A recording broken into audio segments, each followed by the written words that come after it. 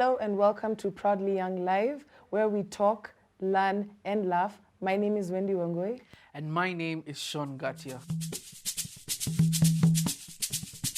An increase of institutions of higher learning has led to a demand for hostels. As a result, developers in this sector have decided to provide more options. The options include Kwetu, Classy Ladies Hostel, Bahamas, Kivu Hostels, and others. Wendy, what's your hostel experience been like? I actually don't have a hostel experience. I think my parents just wanted to keep me close to them. What about you? Well, for me, I've had two experiences. The first experience was at a shared hostel. So you can find your between 2 to 8 people in one room, sharing a shower, sharing a kitchen. So you can imagine how beautiful that would be. Beautiful. Yeah. But then the second experience was being in a single hostel whereby you just share the common spaces like the TV room, the library, but each and every single thing you have is individual. And that's something I preferred 100% more.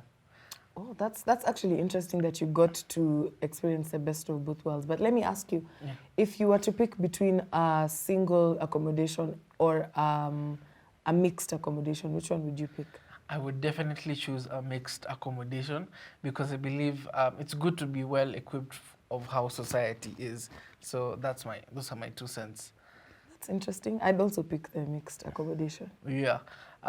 Speaking of that, do you know that there's some hostels whereby your parents have to, it's like parents have to sign out for you before you leave. So like before you go to the school, before you go out, before you go for shopping, your parents has to approve that you've left the compound. Okay, I feel like that totally beats the purpose of going to a hostel. Exactly. You'd just rather stay at home. Yeah, because being out of a hostel is like getting out of this bubble and being a responsible person. So yeah, I also share the same thoughts as you. Did you know that globally over 300 million people who come back from war suffer from PTSD? Let's find out more about it. My name is Joyce Ngugi. I am the counselor at Africa Digital Media Institute.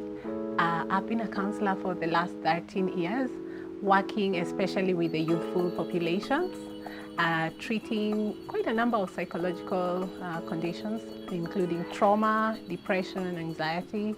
I've mostly worked in educational settings.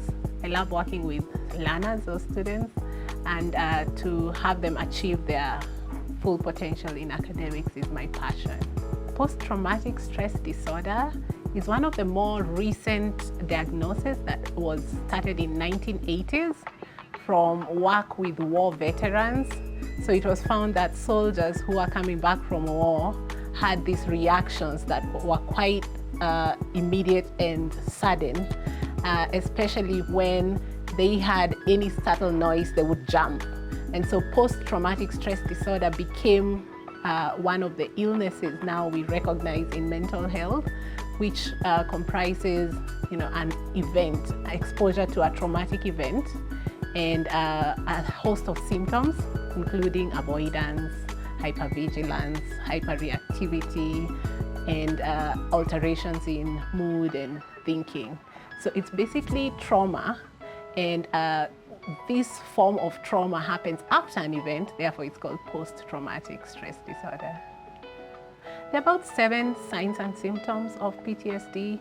The first symptom is exposure. So either directly witnessing an event or learning about an event that happened to a loved one, or people who work as fast responders or emergency first aid workers, getting repeated exposure to some sudden traumatic event. That's usually the first symptom. Then avoidance. Avoidance of the memories of the event, avoidance of the actual places. For example, if you've had a car accident and it was traumatic, you probably want to take a different route. Now, it may not always be possible, but whenever you go there, you kind of close your eyes and try to forget what actually happened on that day. Another one is intrusion. This is a very common symptom. A lot of people who've had traumatic incidences tell me they have nightmares. They actually have both daytime flashbacks, and at night when they sleep, they have trouble sleeping because they wake up, they have nightmares of something that already happened. That's because our brains are quite creative. They actually replay scenes of something that happened in the past as if it's happening right now. So the fourth symptom is negative alterations in mood and cognition. So that basically means mood changes. A lot of people who are traumatized become withdrawn. If you are very social, you love talking to people, you stop, you all of a sudden want to isolate. And then a lot of negative thoughts. I have walked with people down a hallway and all they're thinking is, who's coming at this corner? Who's coming at this corner? Remember when the PTSD diagnosis started with war veterans, when they came back to their original countries and those places were safe, their brains operate as if they're still in the war zone. So in the war zone, that's an adaptive survival mechanism, but when you're out of the war zone, and you're still wondering if there's any danger in your environment, that's what we call hypervigilance. So it's another very, very, very common symptom. And of course, all these symptoms cause distress and impair your functioning. So for example, if you're a student, you may find it difficult to continue with class if, say, for example, you've been kidnapped, or something. And then lastly, this condition is not caused by any substances or medical conditions. So those are the 7 symptoms of PTSD. For PTSD diagnosis, the time factor is very critical. It does not happen immediately. It's not a sudden diagnosis. Usually because it's a stressor-related condition, you actually need a professional to diagnose you. A professional can give you a standardized test that's self-administered. For example, the PTSD checklist. This is a test that's used all over the world. However, even if you self-administer, you can tick on all the questions you're asked, you actually need a professional to get to know if you've actually met all the 7 symptoms of PTSD and if you actually fit the criteria. So no, you cannot self-diagnose. There's a lot on the internet out there, and that's good for awareness, but you actually need a professional to diagnose that.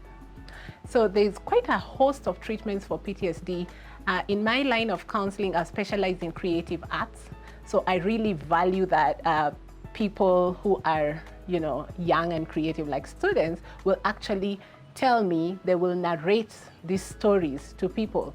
So narrative therapy is actually a very good technique. Drama therapy, very wonderful. Some people tell me they actually process their stories by drawing. So if you're a person who can actually draw, the reason is trauma sits in our bodies as well as our brains. So we actually use techniques that deal with both the body, the rest of the body and the brain. And so drawing, drama, singing, writing, reading, including reading, and all kinds of creative arts is very important. We also do cognitive or brain kind of focused therapies. For example, there's one very highly specialized one called eye movement desensitization reprocessing. So in short, it's EMDR. This is a well-validated therapy for trauma that has somebody shift the processing of trauma from the left brain, which is your logical brain. Your brain is in 2 hemispheres, right? So from the left brain to the right brain, your right brain is your creative brain, right? And so to shift the way trauma is sitting in your brain is very crucial. So we do both cognitive work and body work. PTSD is actually a treatable condition. We check the 7 symptoms, as I explained earlier, and we want to know how are you doing with each of these symptoms. For example, if you've had nightmares for the last 1 week, I want to know how was your sleep pattern the last 1 week? Were you actually able to finally sleep without nightmares? And it's possible to be rid of all the symptoms. I actually prefer to use the word survivors than victims. The reason is we want to always have an empowering context when we talk about people who've been affected by PTSD. Remember, a lot of times when trauma happens, it's not, you didn't call on it. If you're kidnapped, put in the trunk of a vehicle and driven for a whole day, you don't call on it. Yet now we say that these are sick people, right? So we want to really remove the stigma. So for survivors, there's a host of facilities that could be of use. For one, if you're a student, you can actually visit your counseling center, your counseling office at your college. For workers in the general public, there's quite a number of facilities now that you can go to. Any primary healthcare facility where there's a doctor or a nurse they should know about trauma, and they should be able to assist. That's usually the first line of response. And then we have quite a number of other faith-based organizations. We have a host of NGOs just working. Nowadays, there are even apps, there are online apps that you can actually get to assist with different kinds of, help, including hotline numbers. So it is actually really easy. Nowadays, help is just a click away. Yeah. PTSD is a big deal, and I think each and every single person should know more about it. Checking your mental health is super important. If you are a survivor of PTSD, please do reach out. Help is always on the other side. And on that note, it's time for a quick commercial break.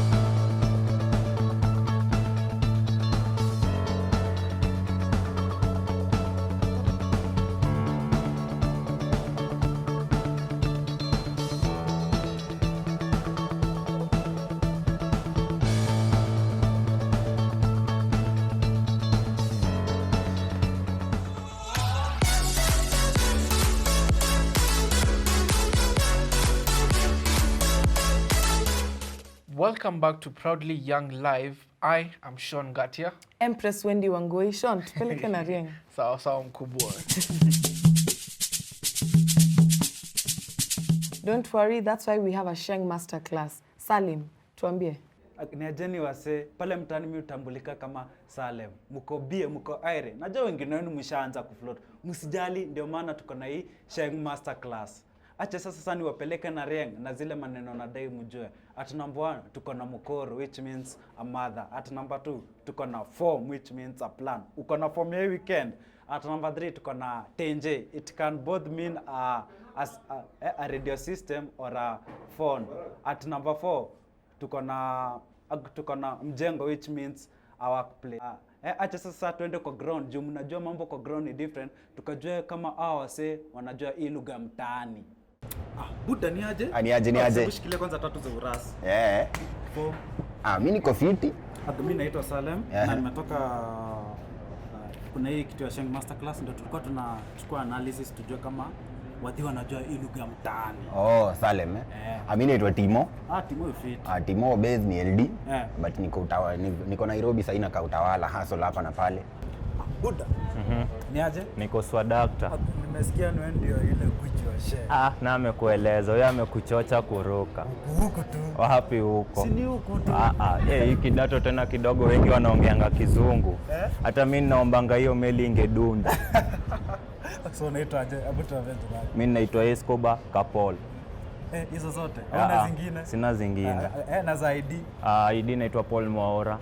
Alafu yeye mwisho kidogo labda ukuje uniulize personal. Na mtani ni wapi? Natoka hapa Kiambio. Mamangu amelelewa Kibera. Nashukuru Sagodi mali tumefika. Sasa nimesikia umetoka LD na sasa uko Nairobi. Umenotice kuna ka difference ka Sheng ya huko LD na huko Nairobi? Kuna difference kubwa sana manze. Sasa si ati nachoma but yenyewe Sheng LD. Sheng LD iko chini. Iko chini. Na juu nimesikia umeishi different places. Umenotice kuna difference ya Sheng huko na huko? Ina determine na watu unapatana. Kila mtu anakuanga na maneno yake kwa mdomo. Unapata watu wa kwingine wanajua Rieng ni rada na kuna mtu anajua rada ni Rieng. Yaani vitu the same zinamaanisha kitu moja, unaona? Ina depend mali unatoka na mtu unaongea na yeye sana. Unaweza niambia tu words kamoja mbili ya huko ya Sheng LD. LD unapata mzee bado anakuambia ati bonoko, sijui ati kuiz, ati wiz, sasa kuiz ni kufanya. Agnation utokeanga wapi, like ni jina inatokanga na mtu ama nini? Naweza sema sasa ni venye watu wako Bazoo pale wanashikisha. Bazoo ni wapi? Unajua kuna watu waji Bazoo ni wapi? Ni base like base. Ni base tu, watu wanajibamba, watu wako hapo. Kidogo unasikia watu wakitumana wanaongeza maneno juu ya leta. Unapata kama Kizungu kidogo inabadilishwa inakuwa Kiswahili na Kizu. Naweza tupeka example hivi. Sasa hapo inaweza kuwa ngumu juu kidogo tena maneno mingi ni mingi, yani ziu kuanga kibao, huwezi jua hizo Sheng. Like hata hizi ngoma zimetokea ni mpya zinaitwa gengeton.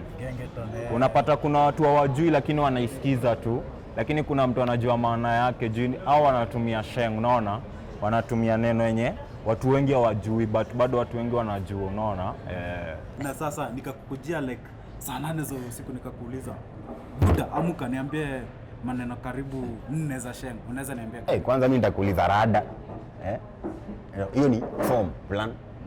Alafu nikwambie Kiroma, kuna kitu kaa Kiroma, kuna masanse. Sanse unajua ni makarao. Na kuna mtu elewi hizo zote mbili. Hiyo sasa unapata inabidi tumeelewa manzi, inabidi tumejua. Agano naweza sema kuna feature ya hii ya Sheng nadhani hata iwezi isha. Ilianza kitambo hata tangu ya mababu wetu. Sasa ndio tunaweza sema watu kadhaa wameanza kukua strong nayo, wengine inawapenda, wengine inawabamba, but nadhani life iko BA na hiyo Sheng haiwezi isha hii Kenya. Juu hata Tanzania wanaipenda. Haya, ishafika huko? Tanzania inawapenda, Uganda pia hapa kando inatupenda sana, kwanza hiyo Kiswahili yetu. Ni rahisi mtu anaweza ipata.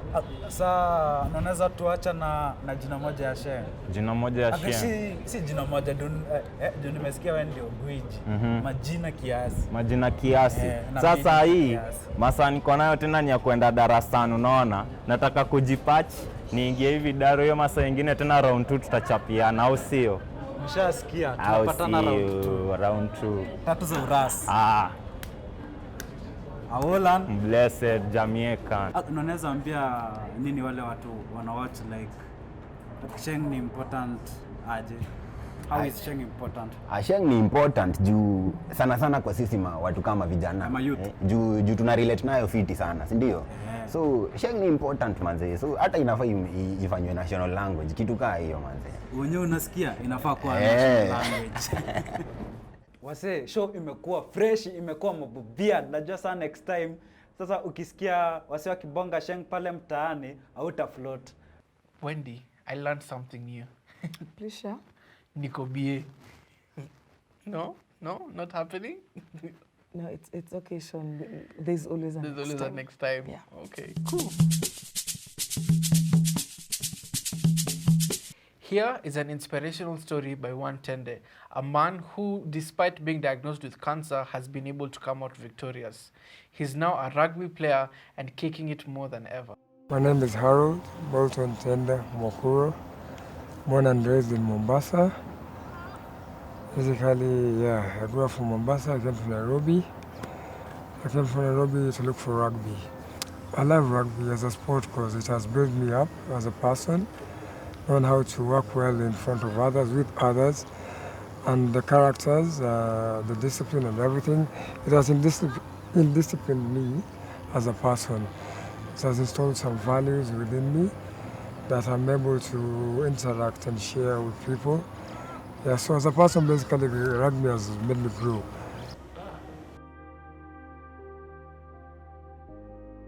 The first time I met him, he was recuperating from cancer. This is, I think, 2015, 2014. And I met him with a couple of other rugby guys who he was trying to join their club. So I don't know what happened, but he ended up here and I didn't give up on him, and he never gave up. He's a fighter. That's what I know. Yeah, I think for me, I came to know Tende about 2 years ago. I would describe him as a very resilient person. After getting to select him to play and going through the different modes of training and just being able to just see him playing, I then knew about his background after the fact, and for me it gave me a lot of respect for him and admiration, because I saw someone who's very resilient. When we went to Mombasa, I think 2 years ago, and he was finally playing for the second team, I didn't know that how much that meant to him. Mombasa being the hometown. Yes. And he came later after the game. He came and told me that there were very many players and individuals on the crowd that had told him before that he would never play again. And so for me, having to now get to know even more about his background, what he had gone through, that gave me a lot of admiration and respect for him. And he has continued to grow in leaps and bounds. Been able to play for the first team in a couple of tournaments. And I think the future is bright for him going forward. Okay, there's a moment that I don't know if it's funny or embarrassing. It's more of inspirational, but it's one of my most solid memories of him. He, as you know, Roldy's been through quite a lot, and just when he had started recovering to the point where he can exert himself physically, one morning we came to training and he said he was just going to run around. I said, okay, that's fine. And our morning trainings here at Strath on Saturday are very, very intense, and especially when it gets physical. So the coach divided us into teams and said, okay guys, have at it. So here we are, separated into two teams, knocking the stuffing out of each other, and Roldy decides that he wants to join in. And I see him walk onto the pitch because it's rotational teams. And I'm thinking, this guy is going to end up back in hospital because he's not at full recovery.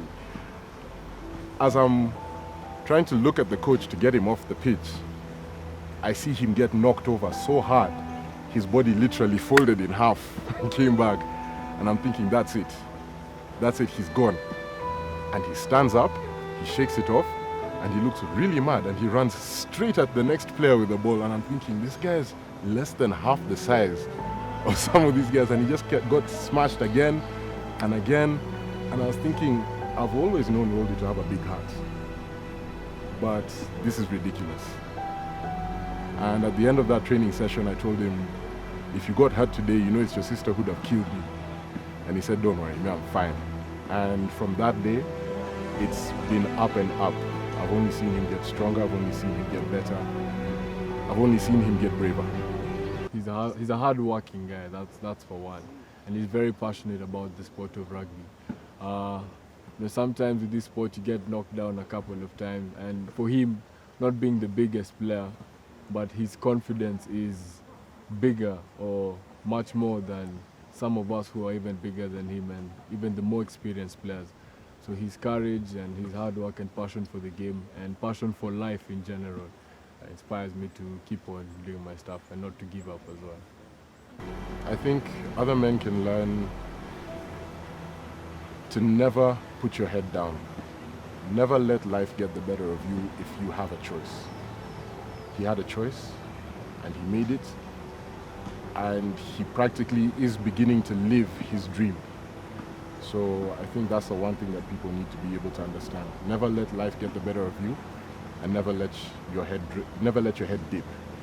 To be honest, him being a survivor was motivational but surprising, because it's a rare case for someone to really fight and be able to survive cancer. It's one of the blue, one in a million things that happens. It's a rare chance to meet someone of that sort. So to me, he was a motivation to me. Yeah, so I think the one thing that brought us together, one, we are both athletes at Strathmore University, and two, we both happen to be cancer survivors. For cancer, when they're going through their physical changes, it is usually accompanied with also emotional and psychological symptoms as well.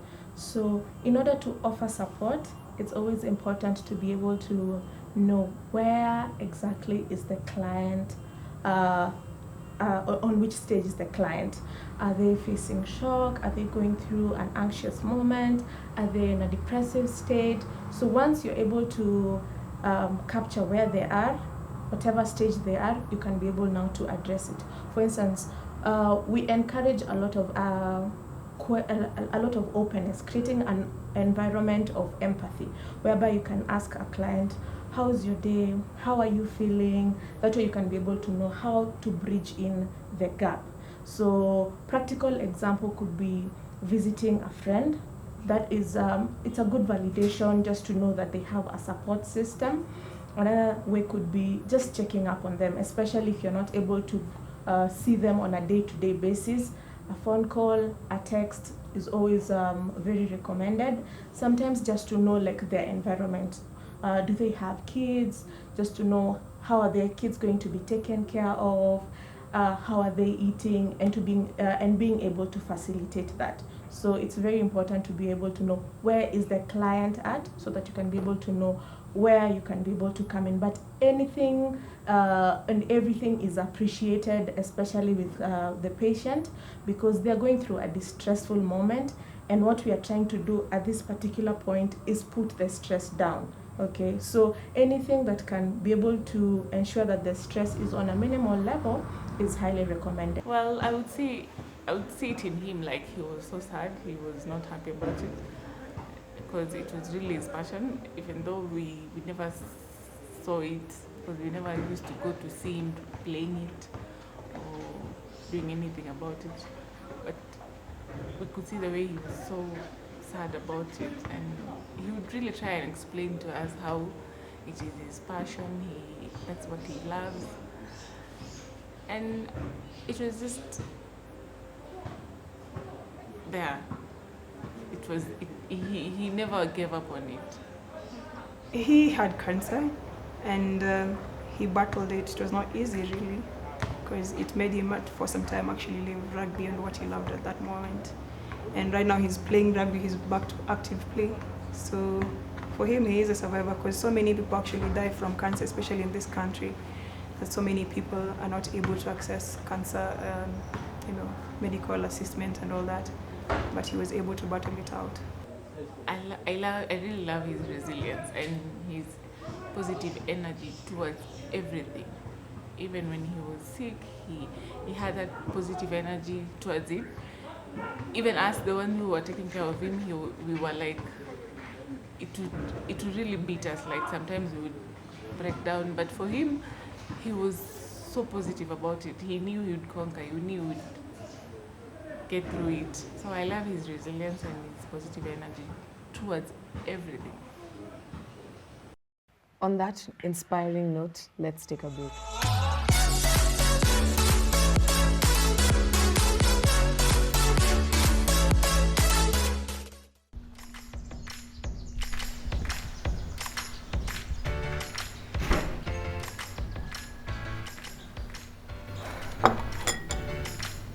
I'm hungry.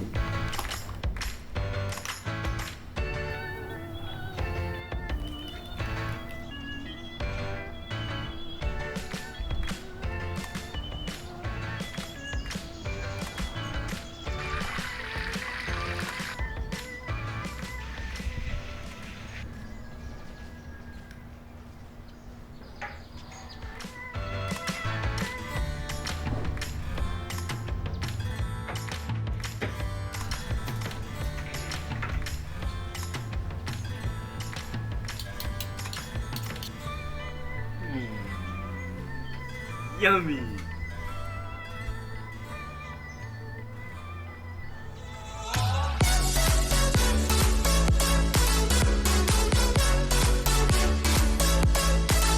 Keep it locked on PY Live. We're back from paying the bills. As you know, Wendy, today's world is run by money. So how far would you be willing to go for the dollar? I mean, I'm trying to secure the bag, but there are some jobs that are just too weird. I wouldn't do them. Well, on that note, let's take a look at the top 5 most odd jobs. Number 5 on the countdown, we have matatu fillers. What are those? These are people who get into the matatu and they alight as you come in. So it's like a bit of a mind game. It's like we're playing cat and mouse over here. Yeah. Well, on number 4, we have deodorant testers. Testers like the one that The ones that come in the mall? Well, you'd think, but no. So these are actually people whose job is to smell people's armpits. And word on the street has it that you have to be really good at this job. Why would you do that when you can look at number 3, which is earning 25K in 5 minutes? How does this happen? Just go to your local hospital and become a sperm donor. I don't think I would become a sperm donor because imagine knowing that you have a child somewhere out there, maybe your neighbor, maybe Jay-Z, maybe Obama, and you're just over here, kazi ni ku donate kila mahali. So I don't think I would do that. On number 2, we have cuddlers. So these guys literally just come and hold you and embrace you. Well, you're just in that mood of wanting to be cuddled. Is this something you'd be open to do? Come, hold, embrace. Yes, in this weather, in this economy, yes. On number 1, we have professional mourners. So, like, what happens here? You just go to a burial and you cry and cry And cry. and cry and cry and cry and you get your check. That's something I'd consider doing, despite how many people make my day such a mess. If someone is actually paying me to cry, that's something I'd be up for. Me too. Like, I've been crying for free my whole life. Yeah, so being paid for it is actually interesting. Cleaning up public toilets because I like hygiene, but it's just the gagging part that wouldn't get me through and end up making the situation worse. Oh, hesitate that smell. I can't. The smell is just nasty. Yeah. I'd rather do another job but not washing someone's feet. And any other weird job that follows that? I think toilets. Washing toilets? Yes, washing toilets. So would you consider being a conductor, a matatu conductor? Actually, I'd find that quite interesting. Wow, how? Why? Sometimes I usually fantasize over the whole process of, hey, beba, like enacting those scenarios. Yeah. Beba. What is it? Rockabano. Bano, it's banana. Banana. Oh, okay, fine.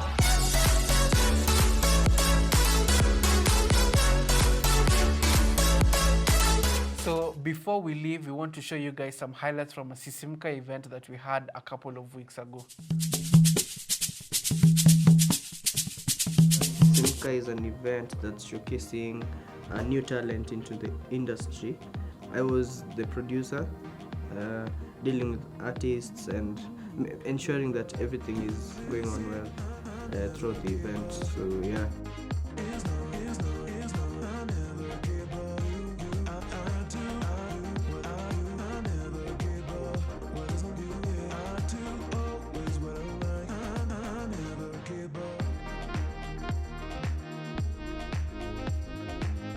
Sisimka is an event that gives students a platform rather than audience, especially on music and sound students, to showcase their talent by performing lively and also playing musical instruments. This has helped most of them to build their self-esteem and also the stage presence. I'm Paxton Mutinda. I'm an intern at Coke Studio. I was doing graphic design.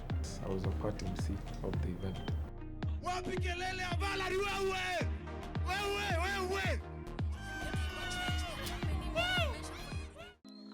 Back from the den, they don't understand. The lions, my homies, you're cooking your friends. I'm cooking with friends, keeping each other alive. Yeah, what you are, kizazi in the gang. Yeah, we insane. Look how far we came with dreams and nothing in our pockets but change. Blinky but change. How many more to measure for you to get that we changing the game? Yeah, no more distractions. I'ma kill him and taking no chance. The rapper, bet you didn't know. Kid is spit coming after you, favorite rapper. Got like 4 more bars on this shit. Brown sugar rapper, so you know it's lit. I'm breaking your love, come my kid. Card plus the rollie says it's time to go check chop. Yeah. My name is Valerie Mudhoni Niaje.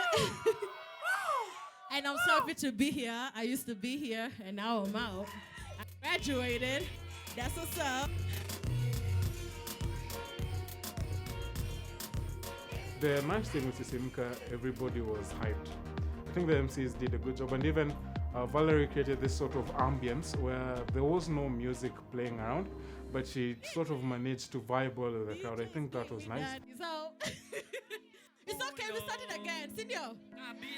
Let's do it. It has been an opportunity for basically all the students, like the music student, showcasing what their talent is and maybe comes to singing. The sound student, setting up the equipment for sound to just like how concert and outside ADMI works. So it's just putting in practice. And then for film and TV, they played their part in covering the whole event, which also gives them an opportunity to know what happens outside. Like you can be called sometime to go and cover an event. Everybody beat it. Let's go. Yeah. 07, so we exchanged. He broke your heart, I saw the pieces when you explained. Told you that it would be okay if you just exhale. He was a player, he was headed for the next game. You was running, you was lucky, I was scuba diving. You say it's feeling like it's magic, how I got you smiling. Now you saying that I could be the one. I am 0 without you, we are 10 when you're the one. Now you're doing love straight up in my mind. Pretty lady, baby, you one of a kind. I found me a diamond, they be looking for stones. My African queen, let me put you on the throne. Let me check you up, let me check you to Mama Midi. So I'll never leave if you promise you'll never leave me. Make me your Mr. Definitely you my missus. Woman of my dreams. It was a good experience for upcoming artists and people who want to get used to the stage.